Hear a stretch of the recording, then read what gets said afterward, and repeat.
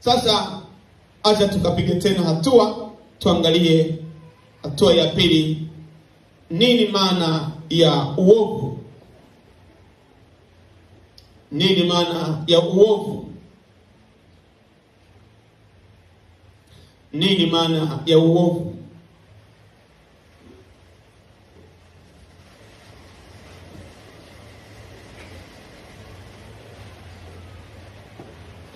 Na maana ya uovu ni tofauti na dhambi. Uovu ni dhambi iliyokomaa. Uovu ni dhambi iliyokomaa, iliyopangwa na ya makusudi. Unaitwa uovu. Neno la Kiebrania inaitwa avon, A-V-O-N. Avon maana yake ni kupinda. Kiebrania ni kupinda au kupotosha haki kwa makusudi. Kwa hiyo dhambi ya uovu ni dhambi ambayo mtu alitoka kwenye kufanya dhambi za uasi, na wakati mwingine huyu mtu alikuwa anafanya dhambi, anakuwa na hofu, anatubu, anaacha. Sasa anaweza kufanya dhambi akaacha. Lakini dhambi ya uovu ni dhambi iliyokomaa kwa mtu. Ni dhambi ambayo mtu anakuwa anaipanga kabisa, na kwa makusudi kabisa anafanya, huko akijua kabisa. Sio kwamba anajua kwamba ni dhambi kwa bahati mbaya. Ni dhambi ambayo imemzoelea, imekomaa, na inakuwa ni tofauti na ile mtu yule ambaye anafanya uasi. Angalia Mithali sura ya 6 mstari wa 18.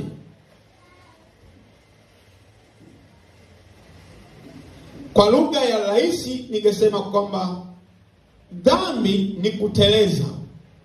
Sema wote, dhambi ni kuteleza. Dhambi ni kuteleza. Turudie tena. Dhambi ni kuteleza. Turudie tena kwa sauti watu wa Mungu. Dhambi ni kuteleza. Turudie tena kwa sauti. Dhambi ni kuteleza. Ndio, dhambi ni kuteleza. Lakini uovu, dhambi ya uovu inapangwa, ni ya kupangwa, ni ya makusudi. Tuko pamoja? Lakini pia dhambi ya uasi wa neno la Mungu, wa maagizo ya Mungu, mtu akifanya, mtu huyo anaugua, anaumia ndani ya moyo wake, inamkosesha raha, inamkosesha amani. Wakati mwingine anaweza kawa kama mgonjwa. Wakati mwingine anaweza kaishiwa kabisa hamu ya kula chakula, akawa hana furaha kabisa. Inamuumiza sana. Hiyo ni dhambi ya kuteleza, dhambi ya uasi. Lakini dhambi ya uovu yenyewe, mtu huyu anakuwa ameipanga. Lakini pia anapoifanya dhambi ya uovu, anaifurahia. Anaonekana ni mjanja, anaifurahia. Anaonekana yeye ni bingwa, anaifurahia. Na kuona wale wote ambao hawafanyi hayo anayoyafanya ni wajinga na wamepitwa na wakati na ni washamba. Hiyo ndio tofauti ya dhambi ya uasi, ambayo ni uasi na ya kuteleza, na dhambi ya uovu. Mithali 6 mstari wa 18.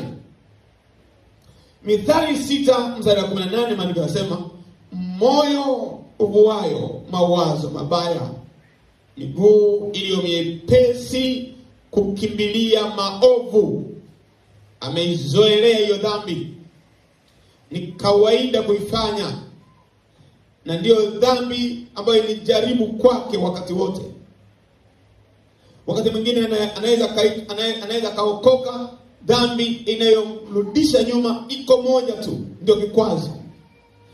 Anampenda Mungu, anamheshimu Mungu, lakini iko dhambi ambayo inamuonea, hana ushindi nayo,